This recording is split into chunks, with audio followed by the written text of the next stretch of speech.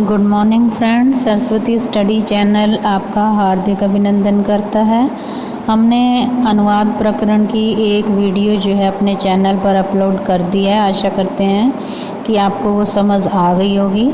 आज की वीडियो में हम संस्कृत के लकारों का अर्थ और उनका प्रयोग जानेंगे। तो सबसे पहला जो लकार है वो है लट लकार।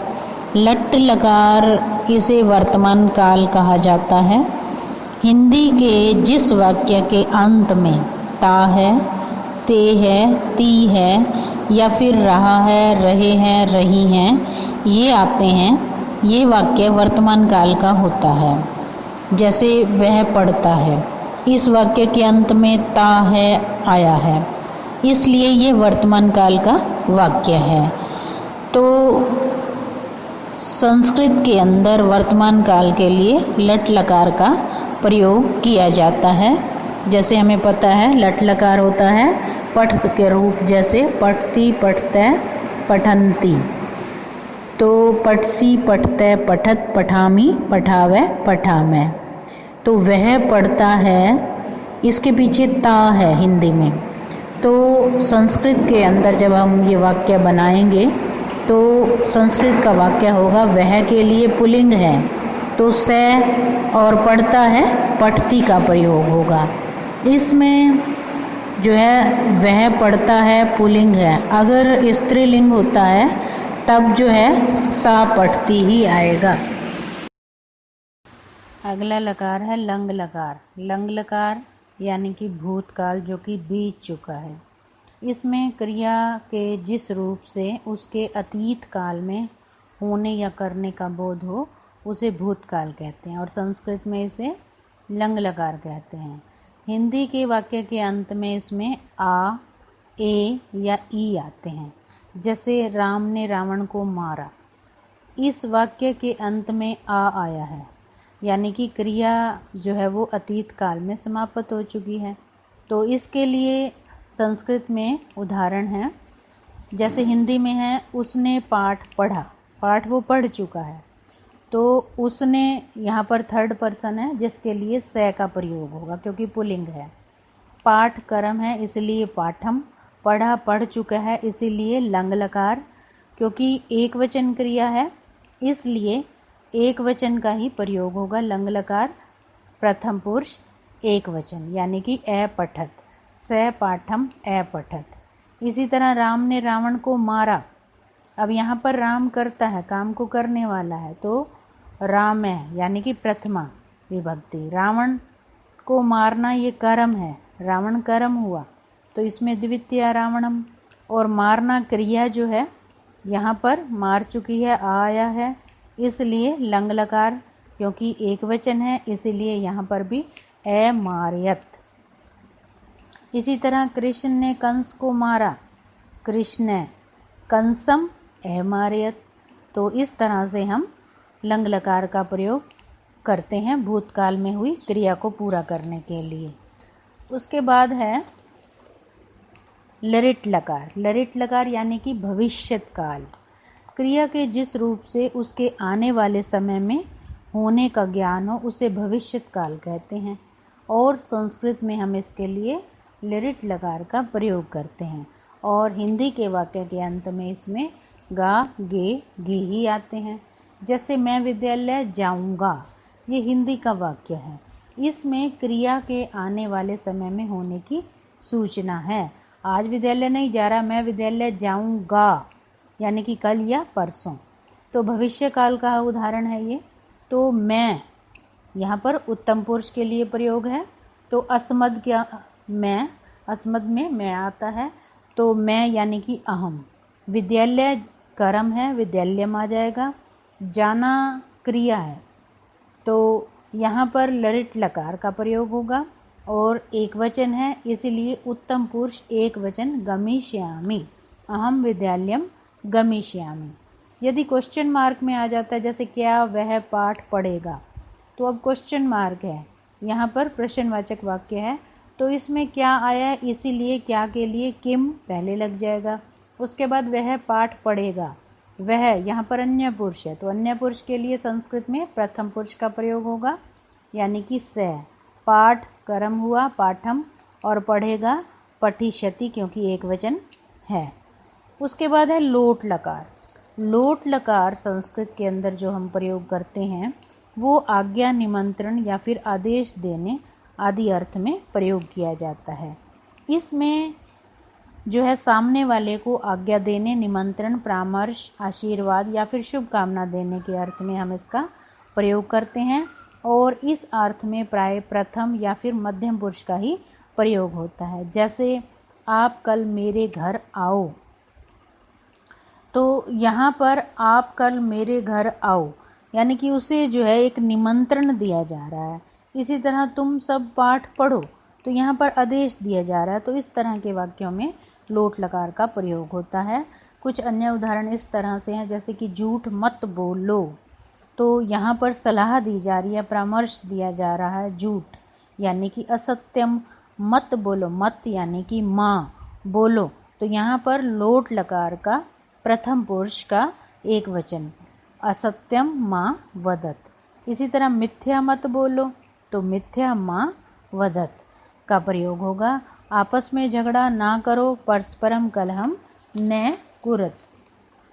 उसके बाद है विधि लंग लकार, जो कि चाहिए अर्थ में प्रयोग किया जाता है। इसमें चाहिए के साथ साथ संभावना, उपदेश, अनुरोध, प्रार्थना या फिर आदेश देने अर्थ में भी विधि लंग लकार का प्रयोग किया जाता है। जैसे कि हिंदी में शायद आज वर्षा हो, संभावना है, हो भी सकती है, नहीं भी। या आप यहाँ बैठिए, तो इसमें सामने वाले की मर्जी है वो यहाँ बैठे या ना बैठे, मतलब उसने एक सलाह दी है, बैठना चाहिए आपको यहाँ पर। तो विधि लंग लकार के कुछ अन्य उदाहरण जिनका हम संस्कृत में अनुवाद करेंगे, जैसे छात्रों को प्रतिदिन विद्यालय जाना चाहिए। छात्रों को यहाँ पर बहुवचन है, इसलिए छात्रा। प्रतिदिन, प्रतिदिन विद्यालय, ये दोनों कर्म है। प्रतिदिन विशेषण हुआ विद्यालय का, तो इसलिए प्रतिदिन विद्यालयम इकट्ठा है। जाना चाहिए, जाना गम धातु का प्रयोग होगा, विधि लंग लकार, क्योंकि छात्रा बहुवचन है इसीलिए प्रथम पुरुष का बहुवचन यानी कि गच्छेयु का प्रयोग होगा। ऐसे ही हमें देश की रक्षा करनी चाहिए। अब हमें तो बहुवचन सेंस में है, तो वयम, देश की रक्षा करनी चाहिए, तो रक्षा से संबंध है देश का, तो इसीलिए कर्म भी हुआ देश की रक्षा करना, तो इसलिए देशम का प्रयोग हुआ। रक्ष यहाँ पर धातु लगेगी, तो रक्ष के लिए, क्योंकि हम वयम है, उत्तम पुरुष क्रिया का हमने प्रयोग, कर्ता का प्रयोग है, तो उसके लिए उत्तम पुरुष की ही क्रिया बहुवचन की यानी कि रक्षेम का प्रयोग होगा। शायद आज वर्षा हो, संभावना है, तो शायद के लिए कदाचित का प्रयोग होगा, अद्य वर्षा भवेत।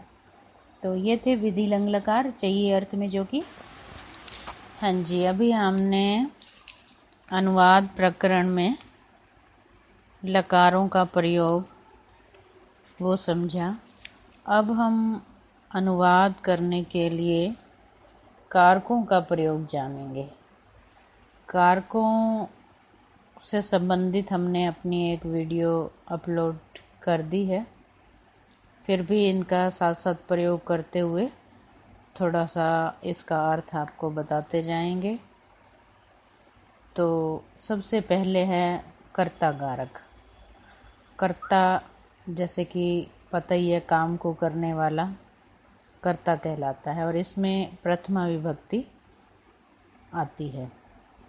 जैसे मैं जाता हूँ, हिंदी का वाक्य है, मैं जो है वो असमत के लिए है, तो इसमें उत्तम पुरुष के साथ मैं का प्रयोग होता है, तो अहम का प्रयोग होगा। जाता हूँ, जाना क्रिया के लिए गम धातु का प्रयोग होता है, और यहाँ ता हूँ है तो वर्तमान काल यानी कि लट लकार का प्रयोग होगा। और ये भी बता दें कि जिस पुरुष का जो वचन होगा, क्रिया भी उसी पुरुष और उसी वचन की ही रहेगी। जैसे मैं जाता हूँ, अहम एक वचन है, तो इसके साथ गम धातु का उत्तम पुरुष एक वचन यानी कि गच्छामि का प्रयोग होगा। मैं जाता हूँ, अहम गच्छामि।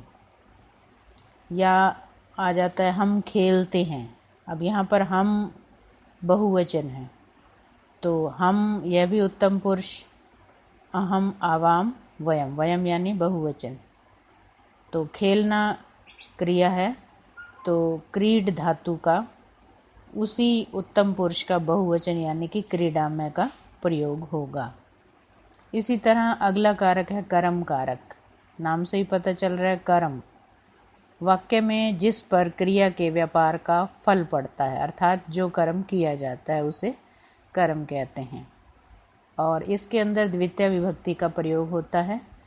जैसे हिंदी का वाक्य है राम घर जाता है। यहाँ पर राम करता है तो कर्ता में प्रथमा विभक्ति राम है। घर कर्म है, घर जाने का काम हो रहा है, तो घर के अंदर जैसे अभी बताया द्वितीय विभक्ति का प्रयोग होगा गृहम। जाना जो है क्रिया, इसमें गम धातु का प्रयोग होगा, और क्योंकि जाता है सिंगुलर है और वर्तमान काल है तो लट लकार का ही।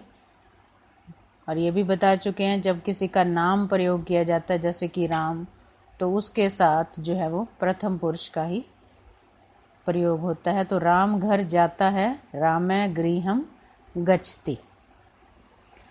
ऐसे ही कृष्ण कालिया नाग को मारता है। कृष्ण यहाँ पर करता है, प्रथमा विभक्ति कृष्ण है। कालिया नाग को यहाँ पर देखो कर्ता ने कर्म को चिन्ह ही प्रयोग हुआ है। तो कालिया नागम द्वितीय विभक्ति, मारना जो है वो क्रिया है।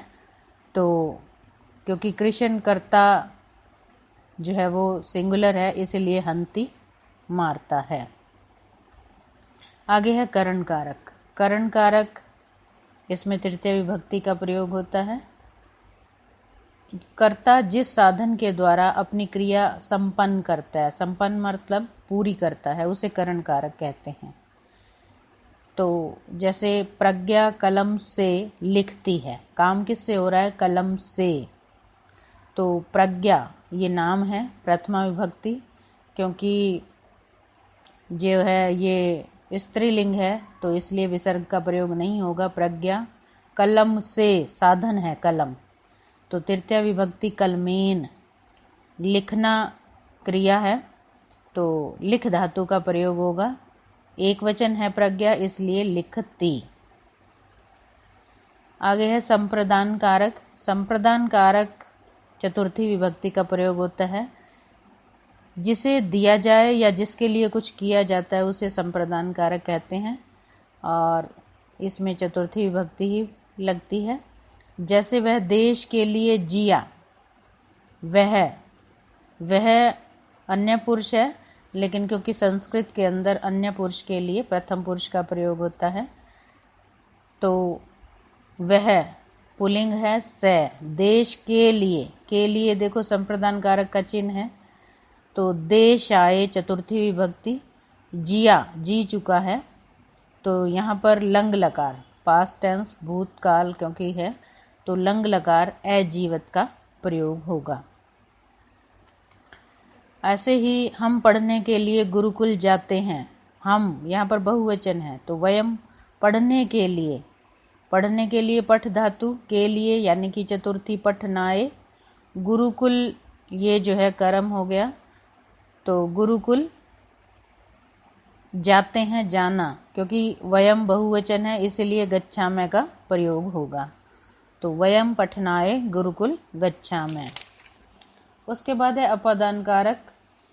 जब एक व्यक्ति या वस्तु का दूसरी व्यक्ति या फिर स्थान या वस्तु से अलग होना प्रकट होता है तो उसे अपादान कारक कहा जाता है, और इसमें पंचमी विभक्ति का प्रयोग होता है। जैसे वृक्ष से पत्ते गिरते हैं, यहाँ पर वृक्ष से पत्तों का अलग होना पाया जा रहा है तो वृक्ष से पंचमी विभक्ति का प्रयोग होगा। वृक्षात, पत्ते बहुवचन है इसलिए पत्राणी। गिरना जो है वो क्रिया है, तो क्योंकि यहाँ पर पत्ते बहुवचन है इसलिए यहाँ पर पत धातु का बहुवचन यानी कि पतंती। वृक्षात पत्राणि पतंती।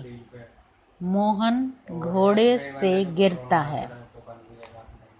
मोहन यहाँ पर एक वचन मोहन है, घोड़े से तो अश्वात, गिरना यहाँ पर क्योंकि मोहन एक वचन है इसीलिए पतति, तो मोहन है अश्वात पतति। उसके बाद है संबंध, षष्ठी विभक्ति। जब एक वस्तु या फिर व्यक्ति का अन्य व्यक्ति या फिर वस्तु से किसी प्रकार का संबंध हो तो वह संबंध कहलाता है। याद दिलाएं कि इसे कारक नहीं माना जाता, इसीलिए यहाँ पर अकेला संबंध प्रयोग हुआ है। षष्ठी विभक्ति का इसमें प्रयोग होता है। जैसे यह राकेश की पुस्तक है, यह यहाँ पुस्तक के लिए आया है तो नपुंसकलिंग है इसलिए इदम का प्रयोग होगा। राकेश की, काके की के लिए षष्ठी विभक्ति, जैसे राकेश के साथ राकेशस्य, पुस्तक कर्म हुआ तो पुस्तकम है सिंगुलर है इसलिए अस्ति का प्रयोग होगा। इसी तरह मोहन अरुण का भाई है तो मोहन में प्रथमा विभक्ति मोहन है, अरुण का अरुणस्य, भाई के लिए भ्राता, और है यहाँ भी सिंगुलर है इसलिए अस्ति का प्रयोग होगा। उसके बाद है अधिकरण कारक। अधिकरण कारक सप्तमी विभक्ति, जिस स्थान पर किसी काम का करना या फिर होना पाया जाए उसे अधिकरण कारक कहते हैं। इसमें सप्तमी विभक्ति का प्रयोग होता है। उदाहरण के लिए जैसे हिंदी में वाक्य मैं नगर में रहता हूँ तो मैं उत्तम पुरुष अहम, नगर में आधार हो गया, स्थान है तो सप्तमी विभक्ति अधिकरण कारक। नगरे, जैसे देव में देवे होता है, रहना वस धातु हो गया तो निवसामी, क्योंकि मैं उत्तम पुरुष है तो क्रिया भी निवसामी का प्रयोग होगा।